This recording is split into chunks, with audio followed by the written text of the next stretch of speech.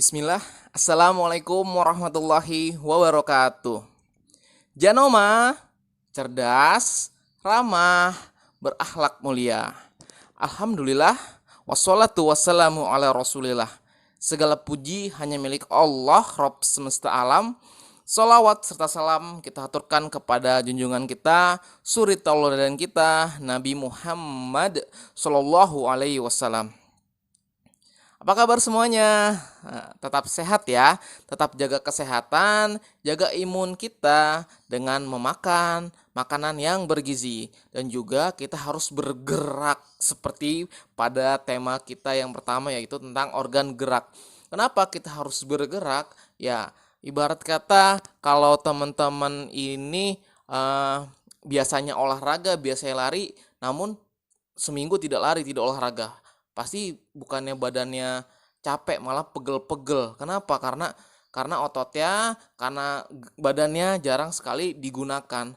Ya, bukan berarti kalian di rumah aja tidak bergerak. Contohnya Bapak ya, Bapak di rumah ini alhamdulillah punya banyak kesempatan ya bersihin rumah, khususnya bantuin istri Bapak, ngajak main anak Bapak, lari sana, lari sini ya.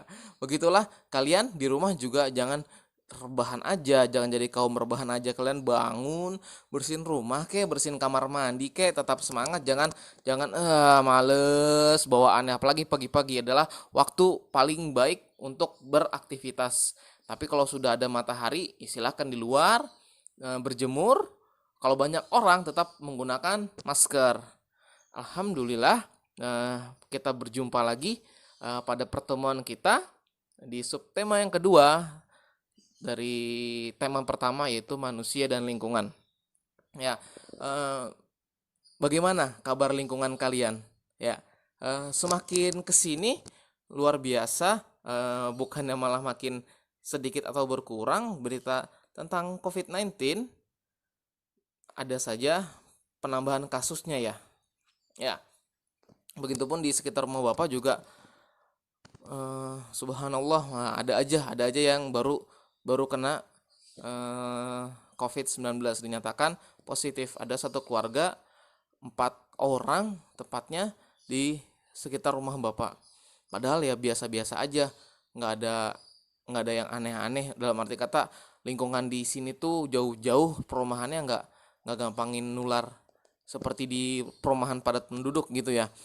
Interaksinya banyak kalau di perumahan padat penduduk. Tapi ya namanya Allah menakdirkan kita kena penyakit, ya udah yang kena penyakit mudah-mudahan bisa bersabar dan terus mengingat Allah. Begitupun kita yang belum terkena ataupun jangan sampai terkena. Kita jaga tubuh kita, jaga badan kita dengan mengkonsumsi makanan-makanan bergizi dan jangan lupa untuk selalu bergerak, ingat bergerak ya. Nah, salah satu gerakan yang paling mudah ialah bangun dari kasurnya, ambil buku bacaan ya, terus membaca paling enggak kita menggerakkan jari jemari kita. Ya, pada kali ini Bapak mau nunjukin beberapa buku bacaan. Ya, ini buku-buku bacaan yang Bapak punya untuk anak Bapak sebenarnya. Bukan cuma anak Bapak, ternyata buku-buku bacaan ini juga berguna buat Bapak baca-baca. Ya, ini Bapak jelasin satu-satu ya. Satu-satu tentang buku bacaan yang Bapak punya untuk anak Bapak. Ini bukunya baru beli kemarin. Ya, Bunda, kenapa ya ini requestannya istri Bapak buat anak beli buku seperti ini? Kenapa sih buku-buku ini sangat penting? Ya, terutama untuk anak-anak. Selain buku ini buat belajar, teman-teman juga bisa menambah pengetahuan dengan buku-buku tersebut. Bila tidak ada kesempatan punya, bisa pinjam sebenarnya. Kalau di sekolah, tapi kalau misalnya lagi tidak di sekolah seperti ini, membaca bukunya ya ya udah, yang ada aja buku pelajaran yang sudah dipinjamkan ya. Oke, ngomong-ngomong soal buku bacaan, Bapak sedikit akan membahas yang namanya apa nih? Halaman paling depan, cover buku. Udah pada tahu apa itu cover buku? Ya, cover ini namanya sampul buku. Sampul buku ini sebagaimana buku-buku lain ada judulnya, ada tulisan dan lain-lainnya, begitu kan? Tapi sekarang kita akan membahas lebih mendetail bagian-bagian cover buku itu harusnya ada apa saja sih? Oke, siap? Silakan disimak. Jangan kemana-mana. Boleh ambil cemilan dulu buat nyemil-nyemil, nggak apa-apa. Mau ngambil sate kambingnya? Nanti malam aja makan sate kambingnya ya. Oke, siap ya. Kita akan membahas tentang yang namanya cover buku. Ya, cover buku atau sampul buku merupakan cerminan isi dari buku. Nah, bagaimana seorang penerbit atau penulis bisa mengemas isi bukunya dengan semenarik mungkin, diringkas secara menyeluruh, menghasilkan cover buku. Oke, cover buku ini ada ciri-cirinya, ada syarat-syarat yang harus dimiliki oleh cover buku biar layak, biar para pembacanya itu dapat dengan mudah memahami seluruh isi buku. Oke, ini dia yang pertama. Yang pertama adalah terdapat judul daripada buku tersebut.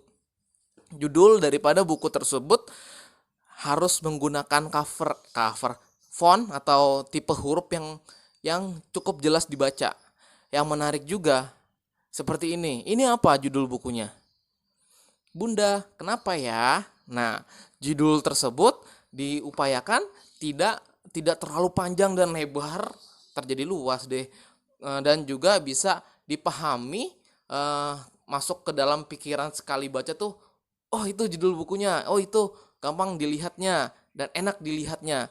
Ingat yang pertama adalah judul buku yang harus terdapat pada cover buku. Ya, seperti ini, Allah Subhanahu wa taala Tuhanku. Begitu. Oke, selanjutnya ada yang namanya yang kedua nih. Yang kedua adalah kalimat penjelas pada buku. Kalimat penjelas judul buku ya. Kalimat penjelas bisa teman-teman lihat ya. Nggak terlalu terlihat jelas, tapi bisa menjadi menjelaskan judul bukunya. Seperti ini ya. Seperti ini, bisa lihat, Bapak deketin ya. Bapak deketin. Di sini kalimat penjelasnya apa tuh yang kecil di bawah? Ya. Ketika aku ingin tahu ini dan itu. Nah, gitu. Ya. Ini contoh cover buku ya. Ada judul, yang pertama adalah judul buku, yang kedua adalah kalimat penjelas judul. Oke. Kemudian yang ketiga adalah yang namanya nama penulis.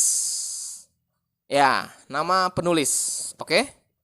Nah, nama penulis ini contohnya nih di buku yang ini, Makanan Halal dan Haram nih, kalimat lagi. Terdapat nama penulis pada setiap cover buku. Ini bisa dilihat penulisnya. Ya, kebaca ya. Abu Afifah Ar-Razi. Nah, seperti ini juga penulisnya juga bisa dilihat. Ini kalau buku anak-anak biasanya ada dua, ada penulis, ada ilustrator. Ya, apa itu ilustrator? Yang gambar. Ternyata di buku yang ini penulis dan ilustratornya sama. Maharani Septi nih. Kelihatan ya? Kenapa? Biar kita tahu buku ini yang buat siapa, yang nulis siapa, yang menggambar atau ilustratornya siapa. Kalau misalnya kayak buku-buku novel, kayaknya sih kalau ilustrator tidak terlalu tidak terlalu terlihat di cover buku. Tapi kalau untuk buku anak-anak, penulis dan ilustrator biasanya ada di sini. Oke, yang pertama ada judul buku, yang kedua ada kalimat penjelas judul, yang ketiga ada nama penulis. Kemudian yang keempat adalah identitas penerbit. Nah, misalnya buku yang ini, Allah Tuhanku, identitas penerbitnya biasanya ada di pojok kanan kiri atau bawah kanan kiri. Ya, di sini nih biasa nih, di sini nih, lebih dekat ya. Nih, Bapak jelasin dulu. Oke. Nih ya. Ada lagi misalnya ini penerbit ya. Nih di pojok tuh kan, ada kan? Ya, Green the Seed. Ya. Nah, penerbit ini biasanya dia mencantumkan nggak cuma nama penerbit, logo daripada penerbitnya. logo daripada penerbitnya. Nih, kalau di sini biasanya di pojok-pojokan ya, di pojok di sini nih. Ini udah digigit-gigitin sama anak Bapak. Ya, identitas penerbit. Oke, kita lanjut yang kelima. Pertama adalah judul buku, yang kedua adalah kalimat penjelas judul, yang ketiga adalah apa tadi, nama penulis ya, penulis atau ilustrator. Yang keempat terdapat identitas penerbit. Yang kelima yang paling urgent yaitu menampilkan gambar yang menarik. Ya, untuk sebagian orang memang nggak penting untuk gambarnya, tapi buat Bapak penting banget. Ada yang buku-buku yang desain gambarnya tuh cuman covernya kosong, cuman dikasih judul buku sama penulisnya doang. Tapi kalau itu kayaknya nggak menarik dilihat ya deh, nggak terketuk kita mau membacanya. Kalau misalnya anak-anak ya, kalau misalnya udah bacaan orang dewasa, bacaan buku-buku kuliah ya udah itu harus dibaca gitu kan, ataupun novel-novel yang cuman covernya hitam terus dikasih judul doang gitu. Tapi kalau yang kayak gini kan kelihatannya bagus, menarik. Gambar yang menarik itu ya di sini ada gambar pohon-pohon, ada ibu sama anak ya, sesuai dengan judulnya kan. Ada keterkaitan judul dengan gambar yang menarik. Begitupun dengan yang ini, makanan halal dan haram ya. Gitu. Ada makanannya, ada chefnya tuh cewek gitu kan. Gambarnya menarik ya gitu. Yang kelima adalah gambar yang menarik. Kemudian yang keenam ya, terdapat sinopsis ataupun rangkuman ataupun testimoni, komentar-komentar orang lain di bukunya. Ya, di sampul buku yang bagian belakang. Ini kan bagian depan, ini bagian belakang. Bagian belakang ini bisa dilihat. Di sini kan ada sinopsisnya, ringkasan ceritanya gitu. Semua buku hampir ada sinopsisnya. Nggak sinopsis sih, kadang juga cuman testimoni ataupun penjelasan secara detail bukunya. Ya, itu yang keenam. Oke, nah nih belakangnya kan ada kan gitu. Oke, yang pertama judul, kedua penjelas judul, ketiga nama penulis, keempat identitas penerbit, kelima gambar yang menarik, keenam sinopsis di bagian belakang, yang terakhir yang 7 ya, terdapat identitas buku di punggung buku. Punggung buku tuh sebelah mana? Punggung buku nih sebelah sini nih. Nah, jadi kalau di rak, taruh di rak gini kan, begini. Bisa dipilih, dilihat di punggung bukunya terdapat identitas bukunya. Kayak gini. Tuh, semua buku memiliki identitas buku. Ada sih beberapa buku yang tipis. Contoh buku yang ini di punggung bukunya tidak ada identitasnya. Tidak ada tuh, tidak ada kan? Ya, mau gimana? Orang tipis bukunya sama kayak buku ini nggak bisa dilihat punggung bukunya.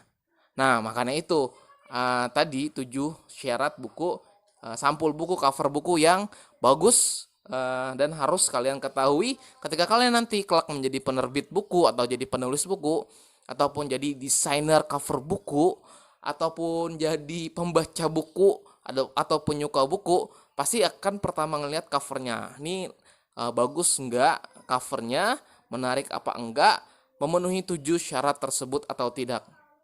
Ya, itulah penjelasan tentang cover buku ya, cara mudah kita bergerak di rumah aja. Ngapain baca buku? Ada koleksi-koleksi buku di rumah mungkin ya. Kalau nggak punya, coba ke tetangga atau ke saudara yang sekitar rumah saja, nggak usah jauh-jauh, pinjam buku untuk mengisi waktu kalian yang kosong, banyak yang kosong di rumah. Baca buku, biar kalian lebih pintar, biar kalian lebih cerdas ya. Itulah dia anak Janoma, anak zaman sekarang. Gak cuman harus bisa main handphone, gak cuman harus bisa foto-foto, berselfie ria, tapi juga bisa membaca ya. Jangan sampai kalian sudah besar nggak bisa baca atau masih mengeja bacaannya. Ya, tetap semangat, tetap membaca. Jangan lupa berdoa sebelum baca, bismillahirrahmanirrahim. Mudah-mudahan setiap buku yang kalian baca dapat dengan mudah kalian terima di pikiran kalian. Oke, untuk tantangan pada video ini ada di kolom deskripsi.